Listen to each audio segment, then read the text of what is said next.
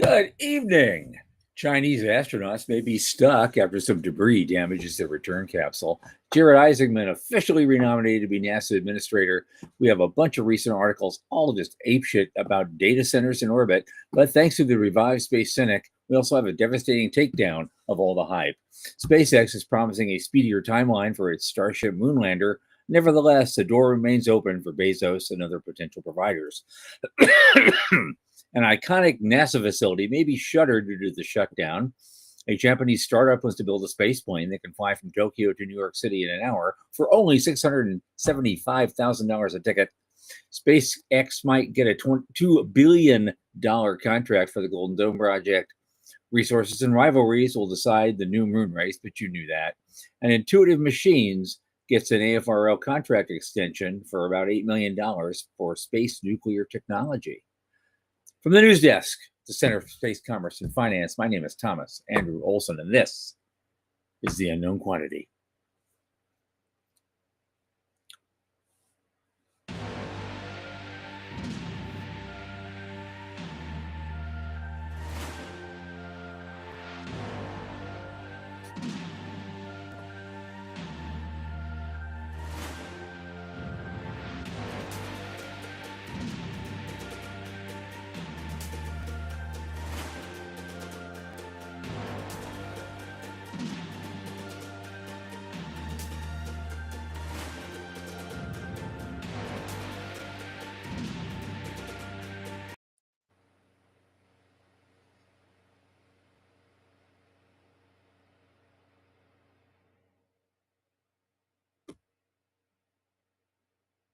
And as you may have guessed, our producer, Sean Key, is not with us this evening, but we're going to get through it the best we can tonight. It's going to be fun. As you know, this podcast is brought to you by the Center for Space Commerce and Finance. And what do? We champion and strengthen emerging space startups and space-adjacent enterprises worldwide through advisory, access, and advocacy, our pitch events, and world-class boot camps fortify startups to be better investor ready. A lot of our work, especially this podcast, is supported by our listeners and fans like you. So just go to cscf.space/support and click that plain as day donate button. A little in the tip jar makes a big difference for us. Thanks in advance. And now, my oldest space friend of all time, Michael Lane, who just flew across the country and has just finished lubricating his wheel of Dharma, is here with us. Michael, come on in. How you doing, man? Hey, I'm good. As you pointed out, Sean is not here, so I am clumsily manning the con. But yeah, it was great. I flew out to Atlanta. Tomorrow's my birthday. We're just gonna hang out. We're gonna go out to Savannah for a couple days. Just kind of chill. Yeah, your happy birthday, man. You're officially a graybeard now. So yeah. Yeah. You and I have spent a couple birthdays together. I remember one particular in New York, and it might have been 2013. Yeah, that was fun. Yeah, we came out there for my birthday. Yeah. All right. What's going on? What are we talking about this morning? I just got through my last conferences of the year. There was a Space Settlement Summit that NSS did. It was kind of interesting. They had a lot of interesting stuff. It was like an extension of the Mars track at ISDC that I never get to watch because it's always opposite my business track.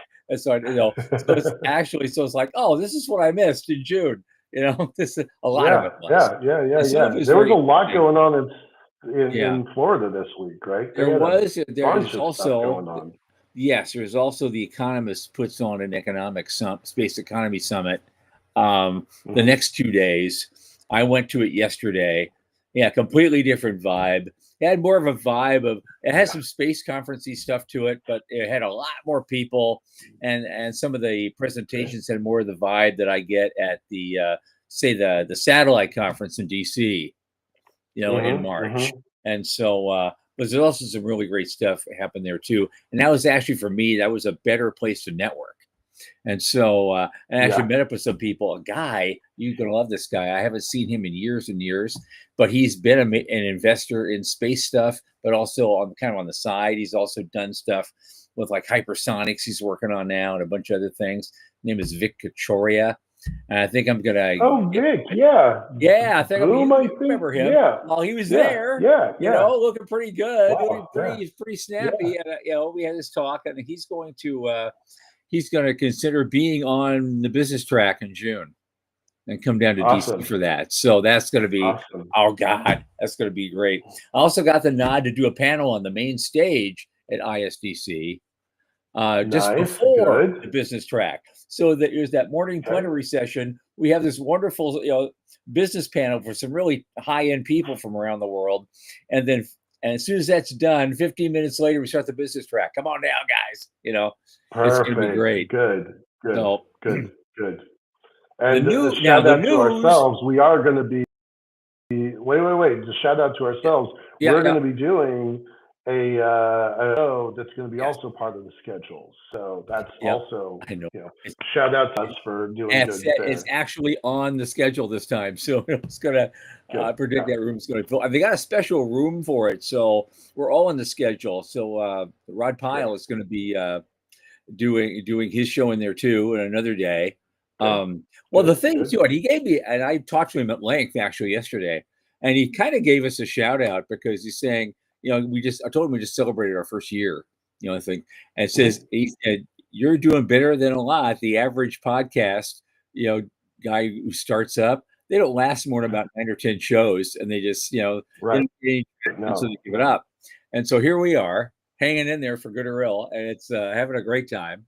Twice a week for most of the year. We didn't start out at that, but by the time February rolls around, we were doing twice a week since February, Yeah. I think. And the So numbers keep going up just a we're little kicking bit, butt.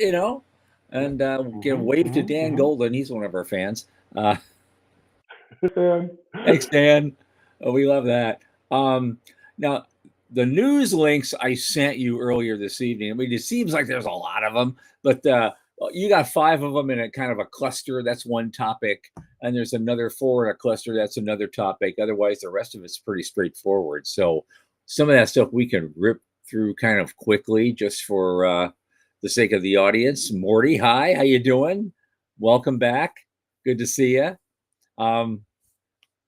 So anyway, but we start in. We have an interesting situation just unfolded within the last day, which is Chinese taikonauts, as we sometimes call them, are actually stranded in their space station right now. Their capsule they came up with and were going to return home with. Apparently, may have gotten a little damage from some space debris. And so they're going through great lengths to check that out and then make sure it's not, critically damaged. And so they've been, because they're just finishing their 6-month run. There's 3 guys up there. And they've been there 6 months. They were timed to come back and do a rotation. And just before, just like today or yesterday, they got a bang and they had, and they looked and they're seeing if there's some damage to the capsule they're supposed to come home in. We'll see how that. We're going to keep watching that story and see how that unfolds. Obviously, wish them all the best, and it's time to clean up. It's time to clean up the debris. Hey, people are working on it. We'll see.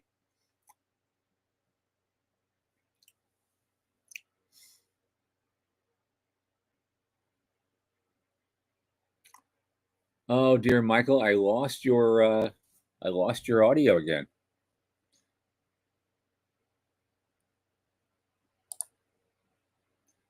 Let me pop this in. These happen sometimes. This happens sometimes when one or the other of us are on the road. So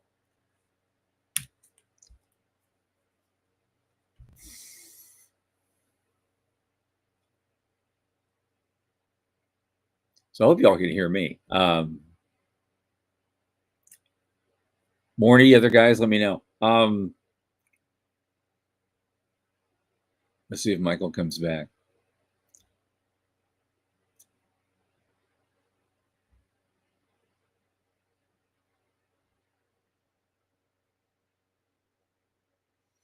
And we have lost Michael. I'm going to go ahead and I'm going to go ahead and go forward with this. Thing is, I have a multitude of articles. Actually, the next one that should be up, I'm not sure why isn't it on my list. Oh, is that the White House actually renominated Jared Isaacman to be NASA administrator formally. So we're hoping that just sails through quickly, since he already went through a whole bunch of vetting, the last time around. So maybe it'll just get done and he'll be in there soon. I know Greg Autry was speaking at the event yesterday, and he said he fully expected to be confirmed as CFO of NASA once Isaacman's back in there. So, we're all kind of happy about that as well. So moving on, there's a whole bunch of stuff. The thing seems to dominate the news cycle right now is the idea of massive data centers in orbit. And I caught a few articles about this just very quickly, only because there's just so much of it out there.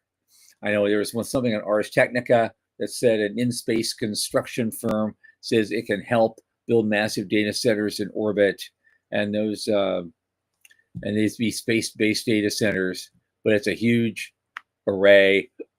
NVIDIA wants to get in that game. SpaceX is saying, yeah, we're definitely going to be in that game. Google has what they call a moonshot plan for AI data centers in space. And there is an NVIDIA chip launching to orbit next month. That's supposed to pave the way for space-based data centers. It just goes on and on and on. And yes, and of course, Musk says, SpaceX will be doing this. Okay. And then along comes my old buddy Shubber Lee, who's reviving the Space Cynics blog, and I'm probably going to be helping him down the road. And the title is very out there, just right in front of it, and it just says, right up front, why space data centers are bullshit. And so, and I guess Michael is putting up some of those links. So good, Michael. I still don't hear you. You all right? You hear me? Morty hears me. Everybody out there hears me. And Michael I got no audio coming from you, man. I mean, can you at least put up the link to the Space Cynic article? I know. I'm sorry, man. This is not going to be fun. It's what it is. Okay, Joaquin hears me. Everyone hears, and Michael even hears me. We just don't hear Michael. We heard you for a while, and then it went away. I get it. I know. But we're live, so here we go. Keep trying, man. You'll get in there sooner or later. If you can at least post the link to the Space Cynic story, that would be like really great. Because I'm going to go through. I'm going to go through. Yeah, he's okay. He's doing this. No. But the gist of the argument why the space cloud hype is nonsense. The first thing he leads off with is that is the maddening part is you've got thermodynamics 101, the economics of launch and orbital operations reality. And he calls it orbital hyperscale data centers are running on fairy dust thermal physics. So at generous assumptions, 5 gigawatts goes to multi-kilometer squared radiators. a gigaton class structure required over time, and you're going to have both space junk and micrometeoroid vulnerability across a huge, huge footprint. And you can't just hand wave away all that thermal radiation with nanomaterials and AI optimized fins. Physics doesn't care about pitch decks, but there's still a crap ton of money being put into this right now, and everybody's chattering about it. And so even at 100 tons to orbit per flight, you're going to need hundreds, maybe thousands of flights just for the radiator system alone, because launch cost is not equal to assembly cost. It's not equal to maintenance cost, and it's not equal to replacement cost. And a piece of space junk hits that thing, and your hyperscale cloud just became hyperscale shrapnel. And he's got a lovely image of this. It's really interesting. So latency still matters, and there's certainly no ops model. You're not going to just send techs up to service those clusters at the cost of $100 million for an EVA. And what are you going to do? Just reset a DIM module? No, hard pass. So, but the question becomes, why does the hype money still flow? Because the pitch is visceral and cinematic. And so that hits ESG narratives, sci-fi imagination, the Musk halo effect, and you've got something called FOMO, the fear of missing out on frontier tech. And there's not a lot of domain diligence from the generalist funds. And so the actual path to orbital computing, as he says, is far similar. And he ends with, space is exciting, but physics exists. Check out that thing when you can. That's a really great idea to look at. And I guess we're just going to keep moving on because we want to get our guest on in a few minutes. Obviously, the whole world is opened up now because NASA is now pressuring SpaceX for a speedier timeline on getting their Starship lunar lander put together, but they haven't closed the door again that they just opened last week, despite SpaceX making a hard case for landing American astronauts on the moon. NASA is probably going to let Bezos do what Musk has been struggling with right now, and so that competition is on, whether anyone wants it or not. And on CNN, there was another article about other NASA moon lunar lander options that you probably could be looking at. It's a free-for-all right now out there, just a free-for-all. And I'm sorry, Michael, I can't bounce off you on this because I know you probably have a lot to say. And it's going to be frustrating for you, man. It's like, man, it's like, oh, shit. Because I'm just blowing through it. And it's so much easier when I have somebody to talk with about this and bounce off of. And of course, Sean isn't here. So there you go. But one thing, it's kind of a sad thing that they brought up in the news also this week, just the other day, is that there we go.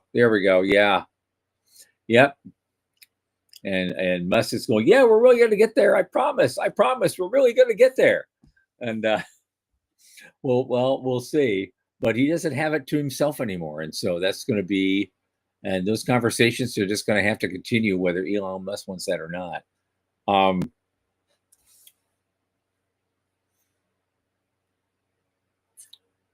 Okay. Shall we move on, Michael? Yeah, there's a NASA building that's been used for a lot of different things. That's being threatened for being shuttered. It's the Goddard Space Center building in Maryland, and it may end up being a victim of the shutdown. And that's kind of a huge problem. It's an iconic campus. They call it a strategic closure, but alarm is growing quickly at federal workers at the Goddard Space Flight Center in Greenbelt, Maryland. And that has been the nerve center for groundbreaking missions like Hubble and James Webb. There's more than a dozen buildings on the campus, and currently they're being emptied and padlocked during the federal shutdown with very little notice to anybody. and 4 sources spoke to CNN on the condition of anonymity.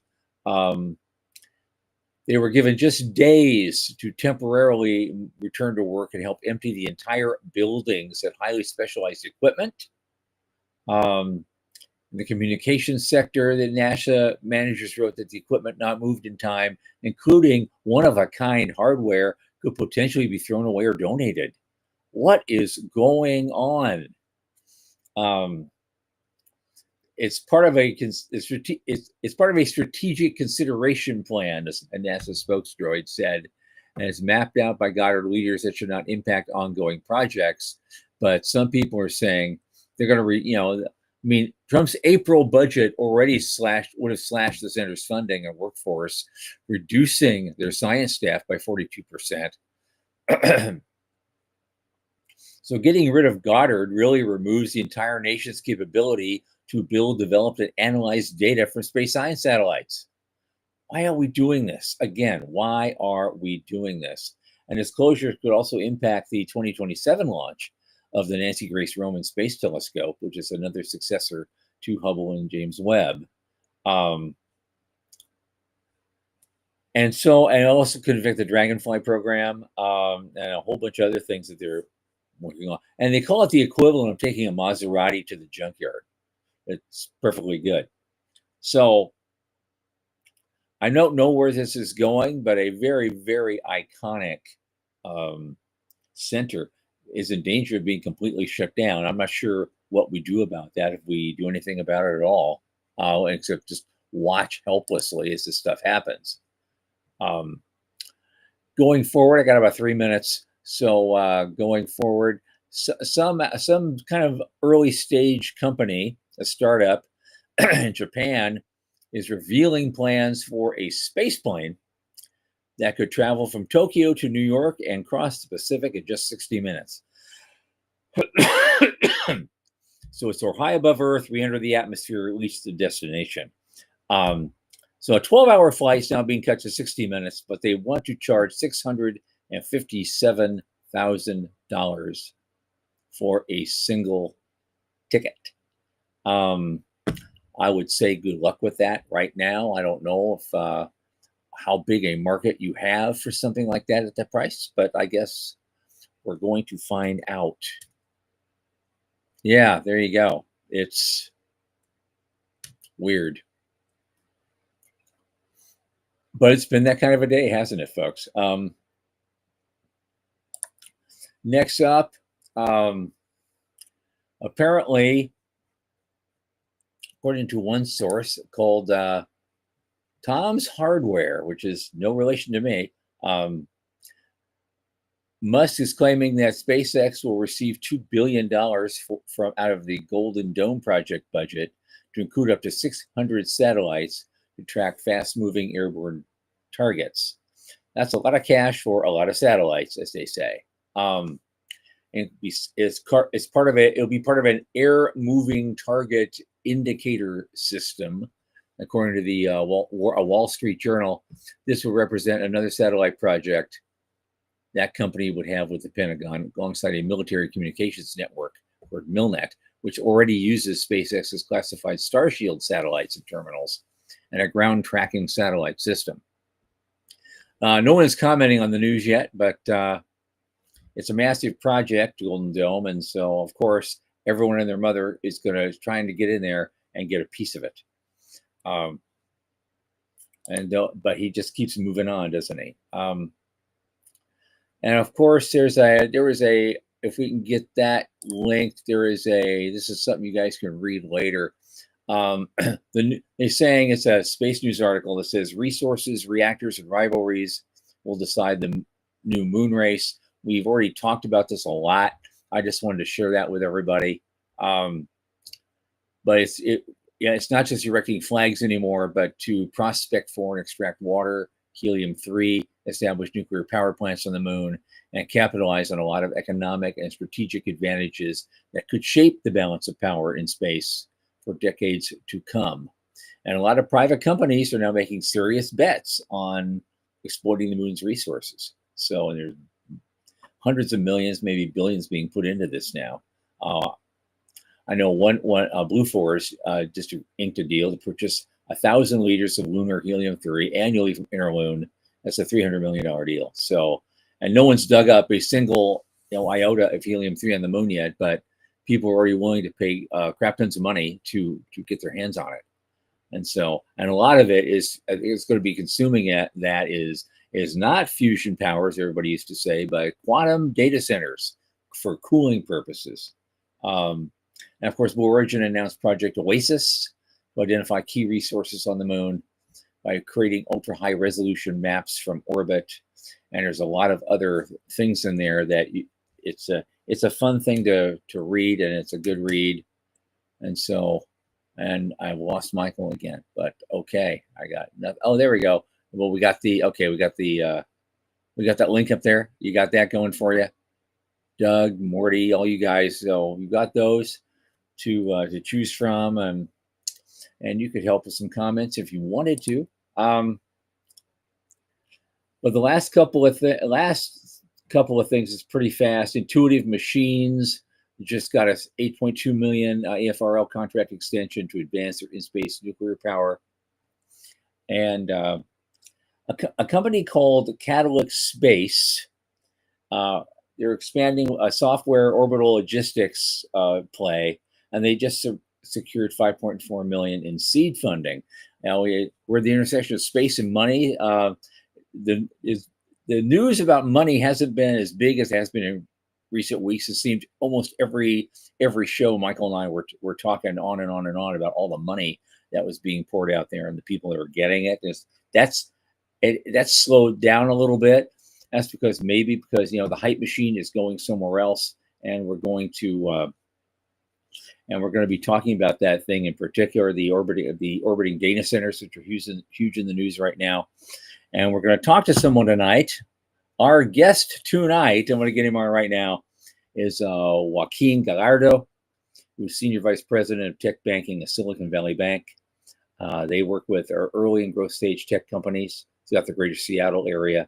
They connect companies with venture debt, working capital, growth capital, equipment financing, acquisition financing, and they maintain a deep involvement with the entrepreneurial and venture capital communities and advise companies on raising capital and debt financing. Joaquin, welcome to the show. How are you? Thank you for I am pretty good. I am pretty darn good. It's like I'm not used to this running it all myself. I'm used to having that interaction with Michael. We bounce off each other so well, and there's nowhere to bounce. I got this basketball. I'm throwing it somewhere, and it keeps missing the hoop. That's kind of where I am right now. But I hear you, and you hear me, and it's lovely to have you. Why don't we start basically with kind of the origin story for you? You got into a pretty high position pretty quickly in your life, and that's a really good thing, and I applaud that, and good for you. And how'd you get there? Where'd you come from? Well, first, I think just quick disclaimer: my opinions are my own. Okay, fair enough. So I have had for a long period. So I'm Chilean originally, and that's my background here, Santiago, Chile. But I grew up, immigrated to the U.S. when I was a child, and I always saw Chile develop over time, and that really piqued my interest in learning a lot about, development and advancing people, cultures, and all that, which is a natural tie-in to the whole sci-fi, advancing humanity, etc. So it really tied together. So when I got to college, I really wanted to study physics, but then I realized real quick that I had to work my way through college, so I did not have time to do homework. So I did the easy thing, which is to do, economics. So with that, I was able to get through college, and I always just went back to the initial source of advancing humanity. So that's part of the whole mission that drove me to diving into space now. But how I got here at Silicon Valley Bank is pretty happenstance. It's because I really enjoy this space that you get to dig into it while being at an institution that really supports your curiosities, especially when talking about future forward founders and companies and investors, what's coming up, what's next, and how do you fund that and support that. that that I just started just going down this rabbit hole. Okay. So with all that, I ended up just getting to know the investors in the space, getting to know the clients that are building in space tech. And it's just, exploded being here in Seattle. And, with our satellite manufacturing and the specialized talent that's here, there's just a lot of vibrant ideas and companies and startups in this ecosystem.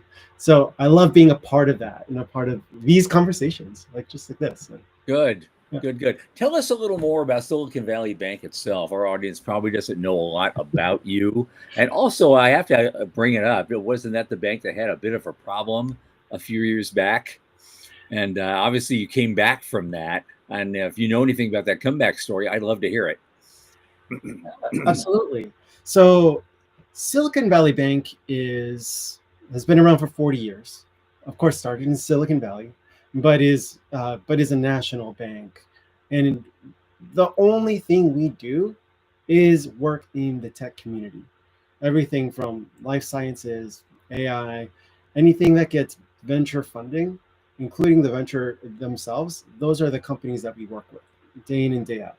So we are the bank of the innovation economy. And because of that, it makes us really niche.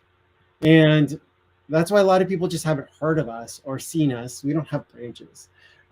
Most tech companies don't need cash, so you don't need a branch. So to that end, we don't have that kind of branding. But in the tech ecosystem, we're prolific. We bank most of these companies and the VCs, and our goal is to bring them together. We want these companies to get funded. We want to help our founders get funded, and that makes everyone successful. Okay. Do any specific areas in tech sector dominate at all, or you just go after just a wide variety of whatever kind of looks interesting? Well, I'll say that different investors specialize in different things. Okay. So because of that, you end up naturally gravitating towards, if you're an AI investor, it's enterprise software. You just rebranded as AI. And so enterprise software is a big sector, and almost all of it is AI. And those kind of investors are different. They look for different metrics. They have a different amount, the way their funds are structured. They have different set of expectations for these companies. And then you get to frontier tech, like space tech, and that's a different set of investors with a different expertise. Yep. And their LPs, the folks and institutions that invest into those VCs that then deploy into these companies, they're all in for the ride because they know it's going to be a longer time horizon to build out the technology, do the research, and then commercialize it. And then after it's commercialized, scale it. And then after it scales, then look for the return, whether that's through being acquired or IPO. So it's fundamentally kind of different. So what I do is a little bit of both. Right. And there's a good cross section between them, but you end up building the networks and communities and the people that I can send an email to and say, hey, I met a really interesting founder, would you talk to them? That takes a lot of relationship building, and you tend to stick in those circles because it has the level of depth where you can't do everything and keep all those relationships going. And to answer your question on, a few years ago, a lot of banks failed, and SVB was one of them. So it was SVB along with First Republic and Signature Bank. It was, we went from a zero interest rate environment where inflation was transitory all the way to jumping the interest rates, and so that turned a lot of long-term investments upside down, which caused issues for a lot of folks. And to that end, SVB experienced a bank run, and and I kind of think this kind of proves out that the FDIC and the powers that be kind of see that SVB is such a pillar in the tech ecosystem that it would have been extremely damaging for a whole bunch of tech companies to not have access to their funds. Right. So they stepped up and they fully backed everything, and then put us up to get acquired by what I think is like one of the best fly under the radar banks, which is First Citizens, and they don't do any tech, and we do. So it was a very diversified acquisition and strategic on their part, and it absolutely helped support and strengthen our balance sheet. And so together, we feel like we just came out ahead. We kept our SVB name, brand, our entire bank that serves just the tech ecosystem remains intact. Our back office works only with tech companies, which is a different level of service and expectation than working in a normal bank. Yeah. Well, I love hearing this stuff because that is a comeback story. You probably should be shouting from the rooftops. I think it's so we'll do it for you right here. That's great. Good for you. Good for Silicon Valley Bank. I love that you're doing that and you're still serving the community that Michael and I know and love as well. Where are you with space related investments? I know you're doing satellite stuff. You probably do. I know you're doing AI stuff, but AI always leads to this conversation. And this has been a big thing blowing open the conversation this week has been data centers in orbit. There is a whole bunch of different articles. All sorts of different companies want to do this. There's one cynical point of view, obviously, that think these things defy the laws of physics. Where are you with this? Me, I'm an optimist. Okay. When you were reviewing some of these articles, I just wanted to shout. Yeah. Well, to start off, I think it's kind of I remember it makes one of the really good points is physics versus pitch decks, or okay, it had like some good bites in there. Don't get me wrong, that's good. The other one was trust your instincts. Physics exists, and I'm like, okay, this is really just going for rabble rousing. Because I mean, physics is counterintuitive. You shouldn't trust your instincts on some things. When it comes to, I don't know, if you're talking about quantum, or if you're talking about, the speed of light or speed of causality or what have you, these things are, so there's a lot of concepts in physics that are just counterintuitive.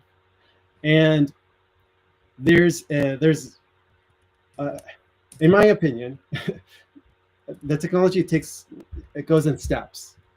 And there's a lot of hype being given there. And I think hype is good because hype brings attention. It says, it helps promote a future that we should all work towards. The hype brings more resources and funding. And I don't want to diminish that. Now, the other end of it is a hype bubble. And that's kind of different. So going back to what I was saying about, space investors is, there's a longer time horizon for these investments. Okay. And I know some of these investors, and they are much smarter than the dumb money you would just think, like people throwing millions of dollars towards hype. It's, and in a way it shows like you want to believe in the hype more than in the technology, because there's a lot that happens under the hood, happens in steps. A lot of it are, frankly, they're kind of trade secrets at this stage, like that, as people find their way around, create, engineering problems. Yeah. So I think that if you went back 50 years and you said that, and you take one of our latest fighter jets back 50 years, you're going to say there's no way in hell an airplane can pull off these maneuvers. But, you figure things out with creative physics and, and engineering. And that's sort of what's happening. And so all that to take that concept back to the data centers in space is that I don't think people are thinking about the use cases right. These data centers in space are going to they have a need, and there's a demand, and there's a market demand, but it's not you and me using the cloud, making our websites so we can use a data center in space. That's not the near-term use case. And I think that when you're thinking about it, like the immediate use case are other satellites, other using other things in outer space, like the next space station, and putting all these computers, processing power and AI power in space for immediate space applications to make things smarter in space. I think that that level is like the low-hanging fruit for it. And then over time, as you improve the technology, you prove out different design models for radiators or whatever it is that you have to do something with the heat. You can get to that future state. But 100% there's hype that's a part of it. But I don't think that's necessarily bad. Yeah. Yeah. I know Michael's sharing that he's about 60% convinced by the data centers. He says small systems are better than big ones for now.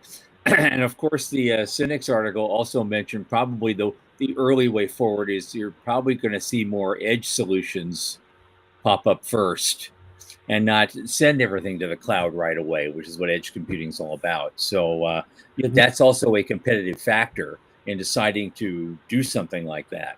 But here's the other thing. I want to shift gears just a little bit. One of your neighbors there that you're involved with, I guess, Stoke, just had a huge raise, and as we talked about before the show, we can't get into certain fine details. We can't get into. We're going to stick at the 50,000 foot level. But they did do a $500 million raise. And for the rest of us plebs in the world, it seems like that was out of nowhere. I wonder if you can give us some insight. How a deal like that happens. It takes time. It takes time. And it takes time and relationships. So a deal like that, like the bank had been working with Stoke for years. Putting together different, debt financing packages at the different stages that the company went through. When you have a lot of hardware, using equity dollars is a very expensive way to buy equipment. So you end up using, all the levers you have. And when you're ambitious enough to create a rocket ship company, and you need all the capital you can get. And so the way that Stoke came together is a process over time where the bank had to really understand really deeply where they were going, the market, what was being financed, and the people involved. Because, being a bank and putting together that package, it's, that's our depositors' money, and we have to protect that. Versus, a VC money where you expect to lose some of that. You expect some things not to work out. We have to be more certain than that. And so over time, in building these relationships and building it from the earliest stages, that is how we were able to put together that financing package, which was. Well, that makes perfect sense, only because at the end of the day, and I know enough about this to be dangerous, but it's like VCs across the board. I mean, they invest in teams. Mm-hmm. And if you're not investing in a specific thing, you're investing in, we're confident this team can fulfill this specific business vision. And that basic attitude doesn't change just because you add a couple of zeros to the final number. Yeah. In fact, it's more important than ever, I would think. Yeah, it's the team, but then it's more than that too. It's the execution, and seeing that execution over time, consistently hitting milestones before we thought they were going to be able to hit them. Yeah, and it's that behavior over time, consistently proving that this company is really unique in this regard, in their speed and development. Also, they're more than just a rocket company.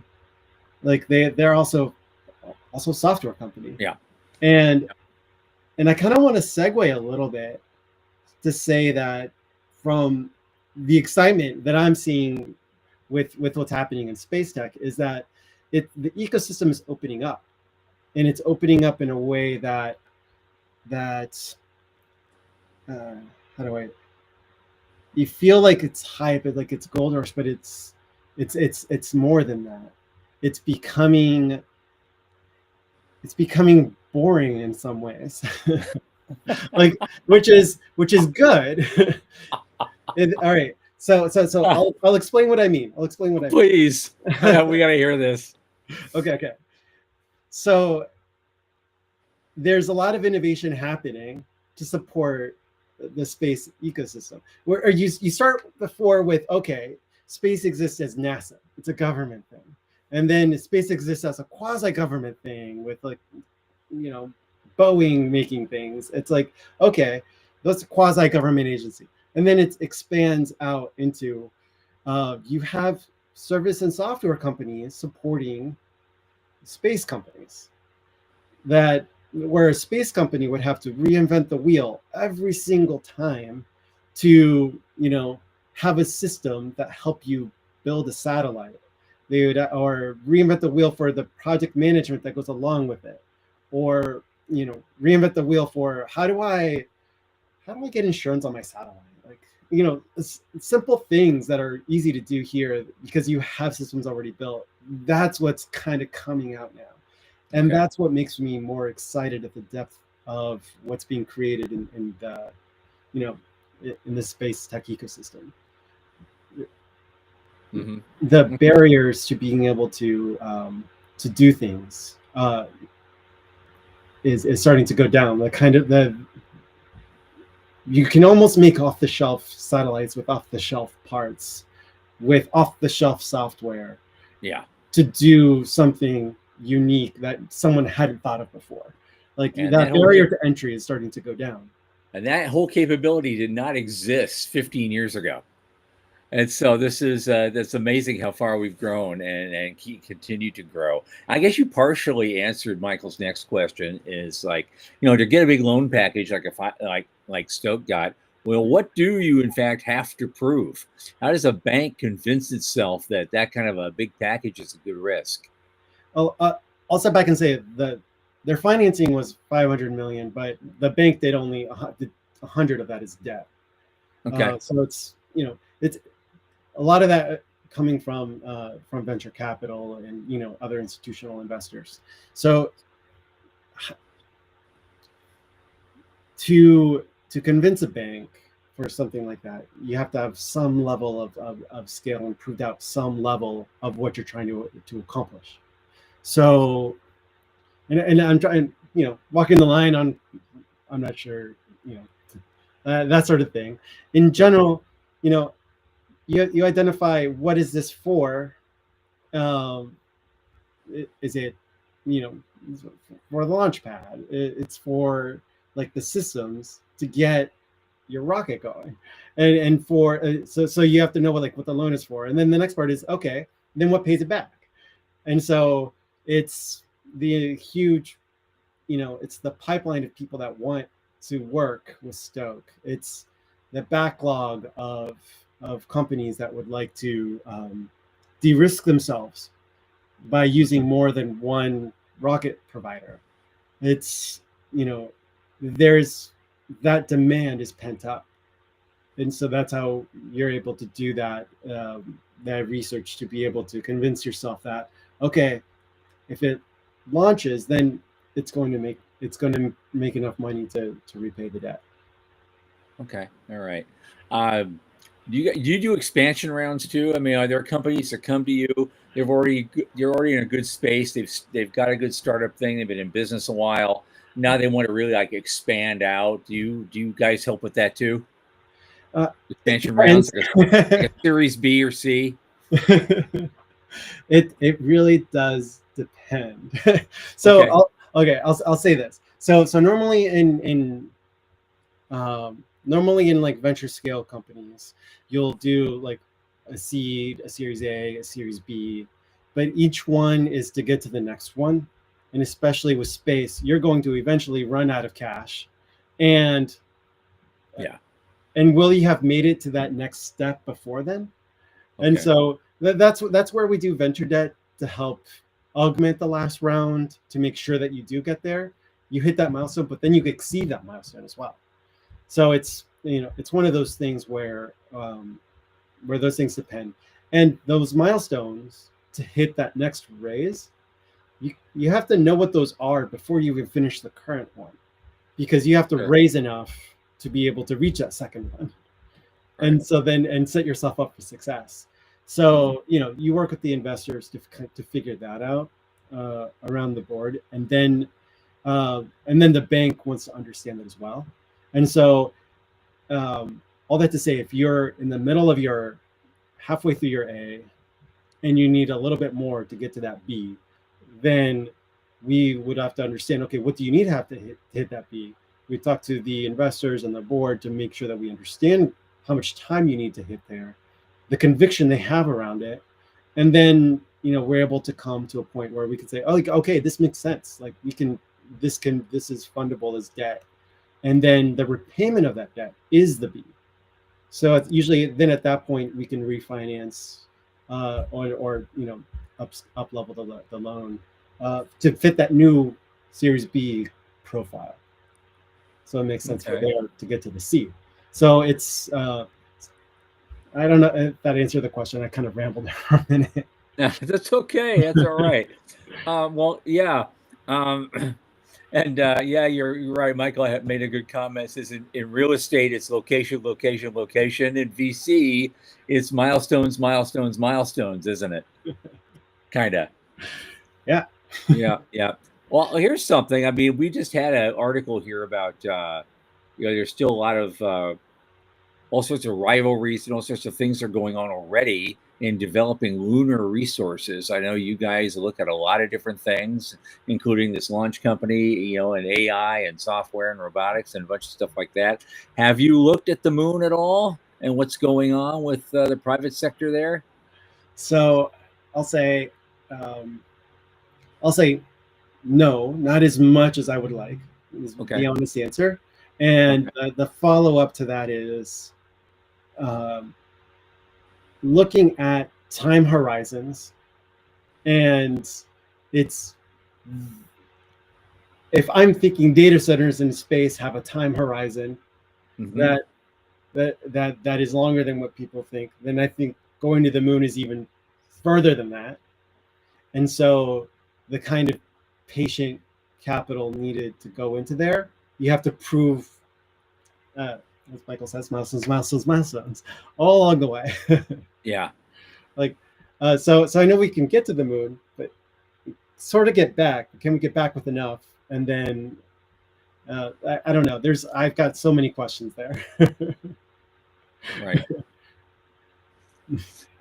Okay. All right. Okay.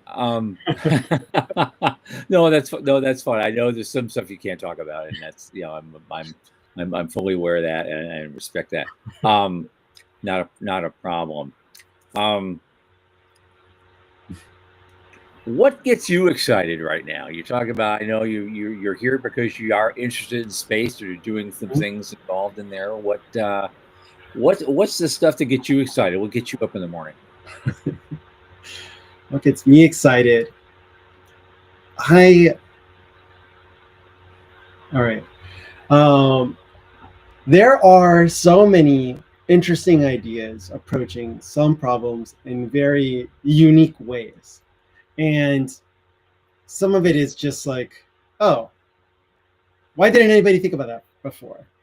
And mind you, some of these are, startups going through like the earliest stages. And so I can't divulge a lot of their ideas as they work their way through their process. But hearing how they're doing something and what makes it different, when you would think it's the same, it's kind of like, oh, there are going to be ways to bring the cost down and to speed the development of what you put in space. One of the, mobility in space is sort of a hot topic. There's a lot of companies working on things like that, whether it's like Starfish moving satellites around, or portal space having building with satellite buses that can move orbits like that.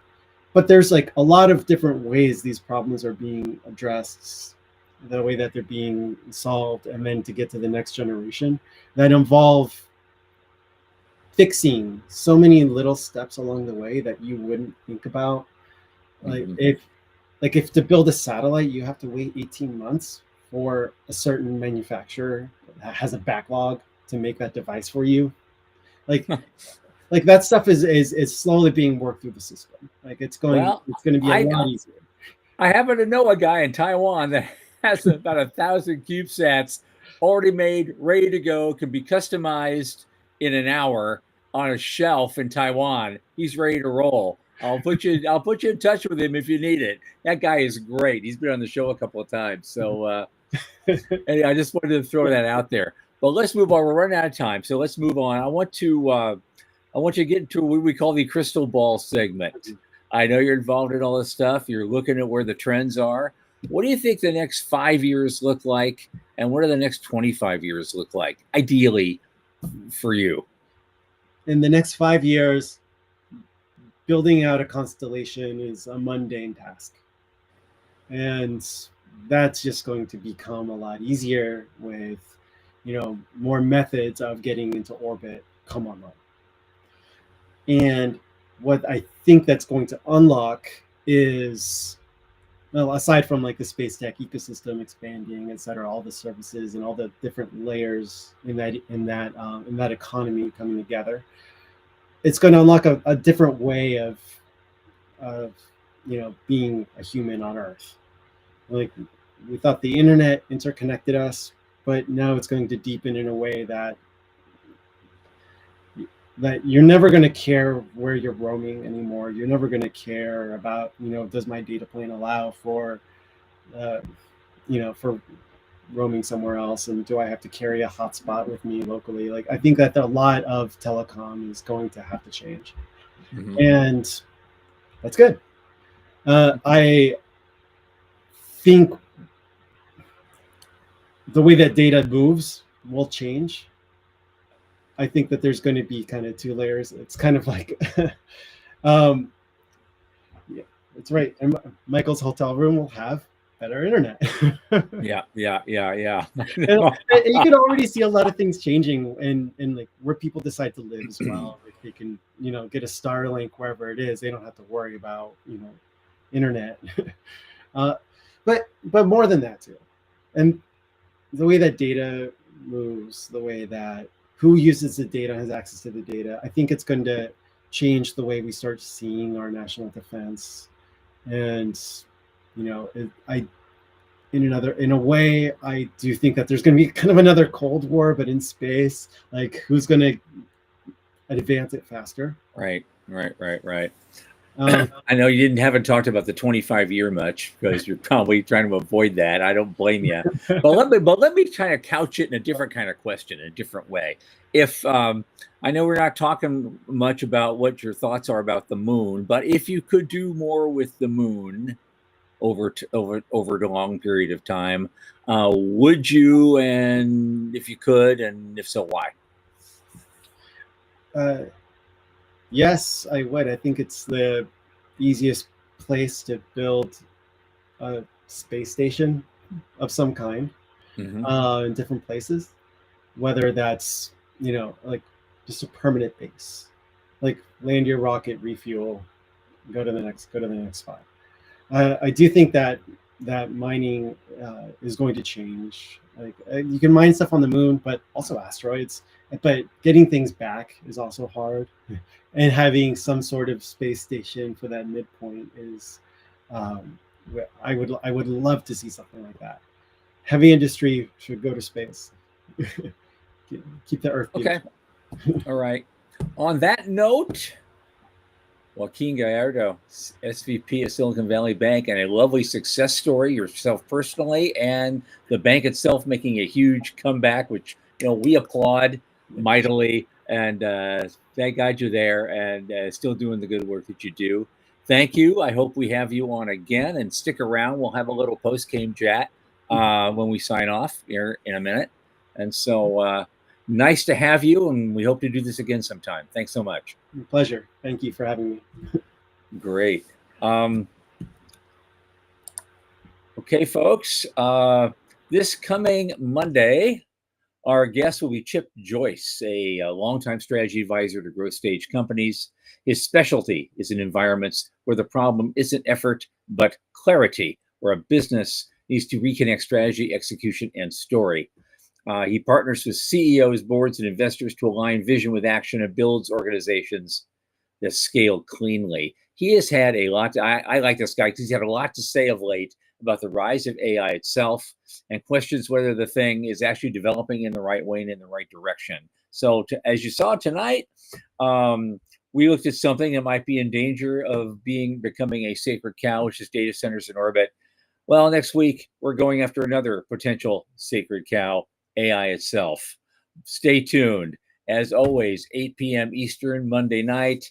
And for the unfortunately silent Michael Lane and Sean Key, I am Thomas Andrew Olson. Keep watching the skies.